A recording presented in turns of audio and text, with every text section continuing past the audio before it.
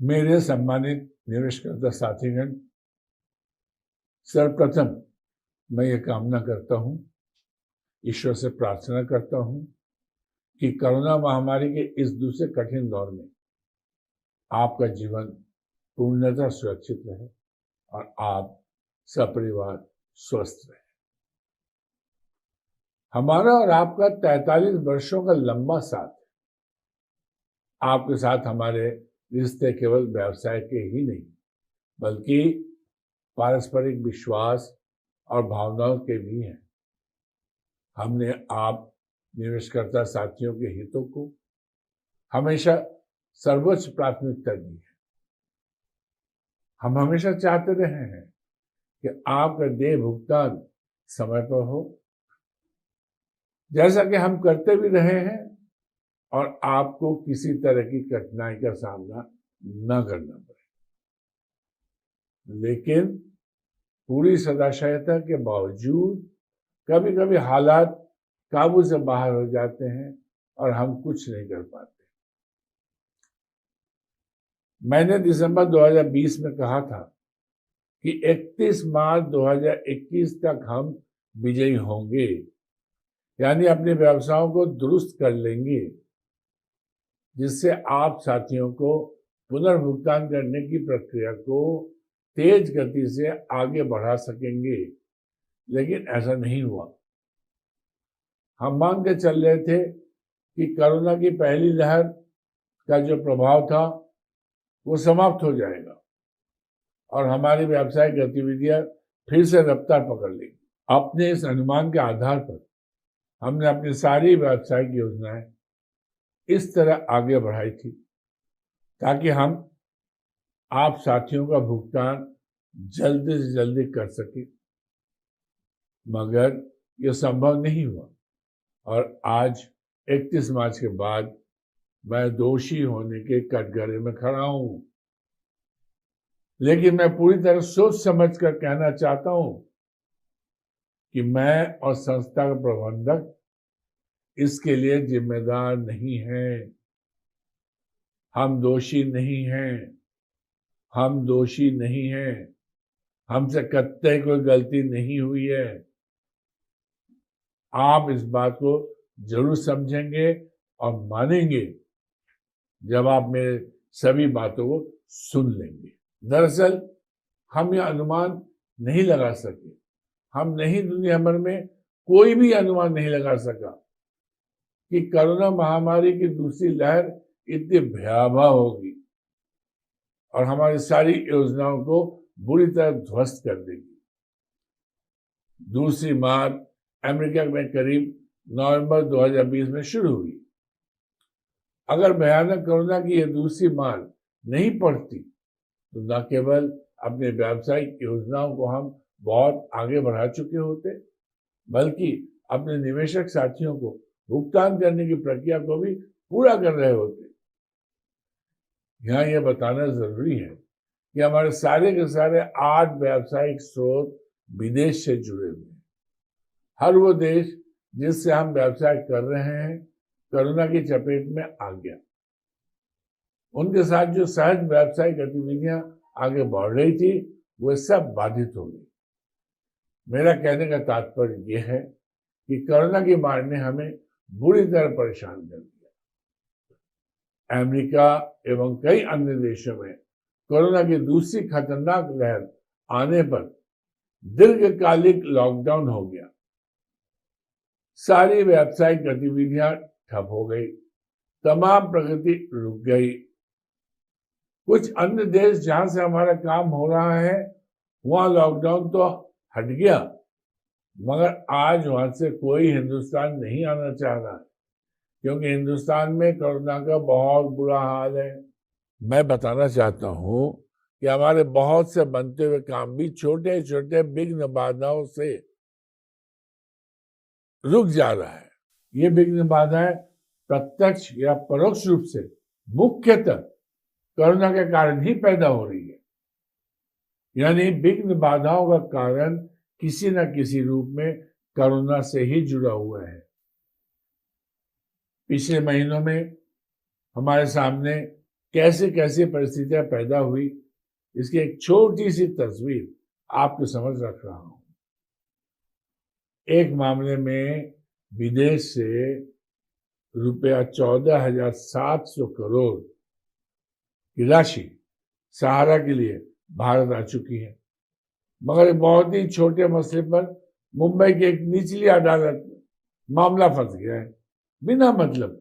मुंबई में कोरोना से लॉकडाउन के चलते निचली अदालत कभी कभी 4 घंटे के लिए खुल रही है, मगर उच्च न्यायालय के आदेशानुसार केवल जमानत एवं रिमांड के मामलों को ही सुनवाई की जा रही है। अब उच्च न्यायालय में जाने की तैयारी की गई है, मगर मुंबई उच्च न्यायालय 6 मई से 7 जून तक बंद रहेगा। ग्रीष्मावकाश के कारण 1 महीने तक उच्च न्यायालय नहीं पहुंचा जा सकेगा। 7 जून को जब उच्च न्यायालय खुलेगा तो यह मामला सुनवाई के लिए ले लिया जाएगा और शर्तिया 1 महीने में सुलझ जाएगा और उसके बाद 15 दिन के अंदर ये रकम हम तक पहुंच जानी चाहिए, बशर्ते कोरोना का और खेल न खेले। एक मामला ये हुआ कि जो व्यक्ति भारत में बहुत अहम जिम्मेदारी में हमारे साथ जुड़ा हुआ है, वो खुद की कोरोना की चपेट में आ गया। जब उसकी हालत बहुत गंभीर हो गई तो उसे करीब 25 दिन पूर्णतः काम से अलग होना पड़ा। हमारा सारा काम रुक गया। एक और केस में एक खास व्यक्ति को अंतिम जांच के लिए हम तक पहुंचना था, मगर उनकी मां करीब 20 दिन आईसीयू में रही कोरोना बीमारी के साथ और उसके बाद कुछ दिन आईसीयू से बाहर अस्पताल में रही और तब तक वह व्यक्ति कहीं निकला नहीं, हम तक पहुंचा नहीं। खैर ये स्वाभाविक भी था, मगर हमारा काम बुरी तरह बाधित हुआ। इस बीच ऐसा भी हुआ कि बड़ी मात्रा में टेस्टिंग केमिकल हम तक पहुंचना था, बहुत आवश्यक था, मगर अमेरिका और जर्मनी में लॉकडाउन के चलते करीब 1.5 महीने सामान नहीं पहुंचा और सभी काम रुके रहे। इसी तरह करीब 4 महीने से एक खास व्यावसायिक स्रोत इजराइल सरकार के साथ फंसा हुआ है। कभी वहां से कोई नहीं आ पा रहा था, कभी यहां से कोई नहीं जा पा रहा था। एक बार तो सब इकट्ठे भी हो गए, मगर कुछ जरूरी सामग्रियां फंस गई जो वहां से लॉकडाउन के चलते समय पर नहीं आ पाई और संबंधित व्यक्ति को वापस लौटना पड़ा। इस व्यावसायिक स्रोत से हमें 70,000 करोड़ रुपए पाने हैं। और तो और अभी हाल ही में अमेरिका के साथ जो व्यावसायिक सौदा होना था वो रुक गया। 6 अमेरिकन साथियों को भारत आकर इस व्यावसायिक मसले को अंतिम रूप देना था, मगर ये अमेरिकन साथी अब नहीं आएंगे क्योंकि यहाँ आने के बाद वे लौट नहीं पाएंगे, क्योंकि अमेरिका ने 4 मई से भारत से लोगों को आने पर रोक लगा दी है। ऐसे ही और भी व्यावसायिक स्रोतों पर काम हो रहा है, लेकिन कोरोना के कारण लगातार विघ्न बाधाएं आ रही है। 8 व्यावसायिक स्रोतों पर हम कार्य कर रहे हैं। 8 स्रोतों का संयुक्त टर्नओवर लाखों करोड़ में है। मैं आपको बताना चाहता हूं और आप मेरी बात को जरूर मान लीजिएगा कि ऐसे ही छोटी बड़ी 50 विघ्न बाधाओं ने हमें महीनों से परेशान कर रखा है। सब कुछ समय की बात है। बहुत कुछ होते हुए भी हमारे हाथ में नहीं होता। ग्रह नक्षत्र भी अपना खेल खेलते हैं। इस सब के बावजूद हम अपनी व्यवस्थाओं को पटरी पर लाने के लिए जी जान से जुटे हुए हैं। वर्तमान में सारी बाधा विघ्न एवं सारी परिस्थितियों को देखते हुए तथा व्यावसायिक कार्यों में प्रगति को देखते हुए मैं अपने पुराने अनुभव के आधार पर आश्वस्त होकर, निश्चिंत होकर कह रहा हूं कि स्थितियां सकारात्मक दिशा लेगी और ज्यादा से ज्यादा जुलाई, अगस्त, सितंबर के अंदर ही अधिक से अधिक विलंबित भुगतान ब्याज के साथ हो जाएंगे। परंतु इस निश्चिंतता के साथ कि कोरोना दुनिया में, खासकर अमेरिका, भारतवर्ष और कुछ देशों में फिर से विकराल रूप न धारण करे। आप सभी की शुभकामनाएं एवं उस ऊपर वाले का आशीर्वाद रहा तो जुलाई, अगस्त, सितंबर के अंतर्गत 100% विलंबित भुगतान हो सकता है। आप मेरे इस विश्वास को हमेशा याद करेंगे कि हम विलंबित ब्याज सहित शीघ्र ही भुगतान करेंगे। आपने बहुत तकलीफ उठाई है और अभी भी बहुत तकलीफ में है। मार्च तक तकलीफें दूर हो जानी चाहिए थी, मगर नहीं हुई। मगर दोष किसी का नहीं है। मुख्यतः कोरोना की अप्रत्याशित परिस्थिति ने हमें परेशान कर रखा है। सारे भुगतान ब्याज के साथ हमें करने ही है। हम कटिबद्ध हैं और इस बात में कोई शक शुबा नहीं है। मुझसे एक प्रश्न बहुत पूछा जा रहा है कि सहारा सेवी अकाउंट में करीब 24,000 करोड़ रुपए जमा है, उससे क्या हो रहा है? जबकि सेबी पिछले 8 वर्षों में केवल 107 करोड़ का ही भुगतान कर सका है। यहाँ यह भी कहना है कि सेबी के द्वारा 4 बार पूरे भारतवर्ष में 150 अखबारों में इश्तिहार देकर लोगों से अपने भुगतान की मांग करने हेतु आग्रह किया गया, जिसके सापेक्ष मात्र 107 करोड़ का ही भुगतान कर पाया। और माननीय सुप्रीम कोर्ट के निर्देश की अनदेखी कर सेबी द्वारा बिना सत्यापन कार्य पूरा किए, बिना अंतिम इश्तिहार दिनांक 26/3/2018 के द्वारा निवेशकों को यह अंतिम मौका दिया गया कि जो निवेशक अपना आवेदन दिनांक 2/7/18 तक सेबी को करेंगे, उन्हीं का भुगतान सेबी करेगा। आखिर ये भुगतान सारे के द्वारा पूर्व में ही किया जा चुका है, अतः ये डबल पेमेंट का मामला है। मैं दोहरा के कहना चाहता हूं, ये डबल पेमेंट का मामला है। माननीय सुप्रीम कोर्ट के आदेश के मुताबिक 24,000 करोड़ की यह रकम सारा में ही वापस आनी है और हम ये मानते हैं कि कुछ शेष राशि और जमा करने की जरूरत नहीं है। कारण जब आवेदन प्रोसेस ही नहीं होंगे तो फिर पैसे की जरूरत नहीं हो सकती है। लेकिन यह दुर्भाग्यपूर्ण स्थिति है कि पिछले 14 महीनों से हमें माननीय सुप्रीम कोर्ट में कोई तारीख ही नहीं मिली, जबकि हमारे काफी सारे एप्लीकेशन फंड डिमांड के साथ लंबित है। यहां भी तारीख न मिलने का मुख्य कारण कोरोना ही है। आप सभी को यह भी अवगत कराना है कि संस्था के पास देनदारियों के सापेक्ष 3 गुना संपत्तियां हैं और आम तौर पर यह भी सुनने में आता है कि लोग कहते हैं कि इतनी संपत्तियां हैं तो इन्हें बेचकर रुपया क्यों नहीं उठाया जा रहा है। इसके संबंध में स्पष्ट करना है कि हमारी संपत्तियां बड़े आकार की है, जिसकी वजह से इसका सही और बड़ा खरीदार नहीं मिल रहा है, खासकर कोरोना के वित्तीय परिस्थिति के वजह से। और यदि मिल भी रहा है तो भुगतान को 2-3 साल में करने की शर्तों के साथ हमारी संपत्तियों को 1/4 या 1/3 दाम में खरीदना चाह रहे हैं। व्यावसायिक कुशलता तो यही कहती है कि जो हमारी संपत्तियां है उसे डेवलप करके टुकड़े टुकड़े में बेचा जाए तो उसमें अपनी प्रॉपर्टी का एप्रिशिएटेड वैल्यू मिलता है।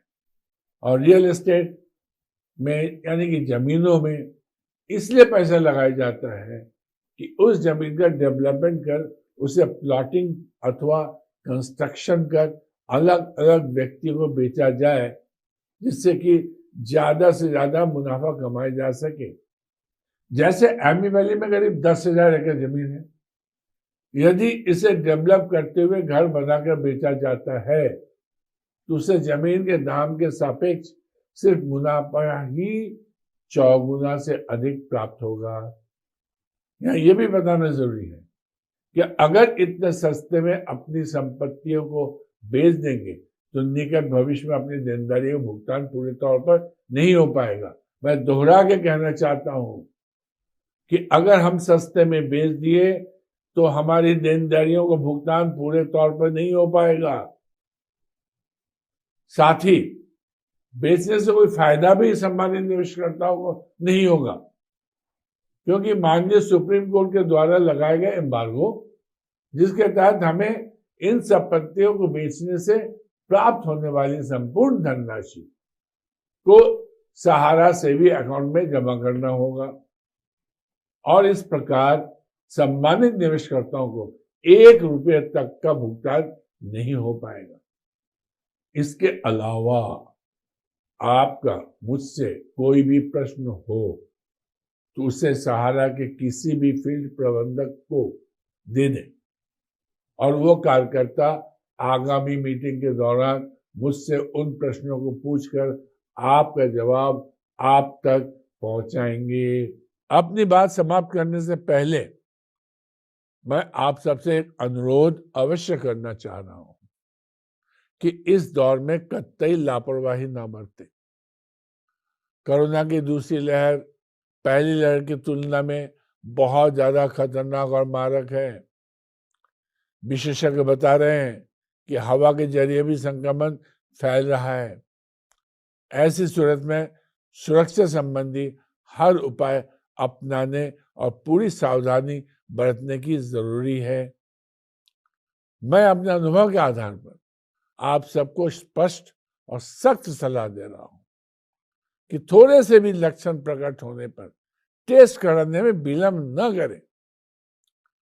जांच के बाद अगर कोविड पॉजिटिव आता है तो तुरंत डॉक्टर से सलाह कीजिए और स्कैन कराइए।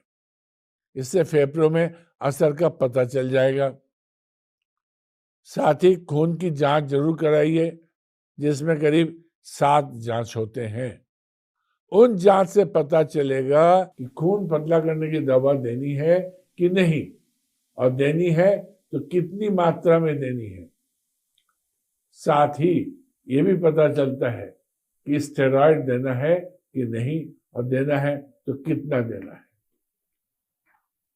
ऐसे तो बहुत सारे लोग ऑक्सीजन वगैरह की कमी से मर रहे हैं, मगर उससे कहीं ज्यादा लोग समय से स्कैन और खून की जांच नहीं हो पाने के कारण मर रहे हैं। यानी उन्हें समय से खून पतला करने की दवा, ये स्टेरॉइड नहीं मिल पा रहे हैं। इस समय सबको बहुत ज्यादा सावधानी बरतने की जरूरत है और मेरे तरह बताए गए उपायों पर कड़ाई से अमल करने की जरूरत है।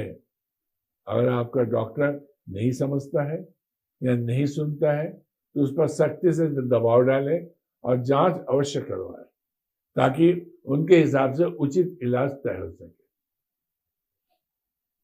मैं ऊपर वाले से करबद्ध प्रार्थना करता हूँ कि आप सभी साथीगण कोरोना के मार से बचे रहे और सकुशल बने रहे।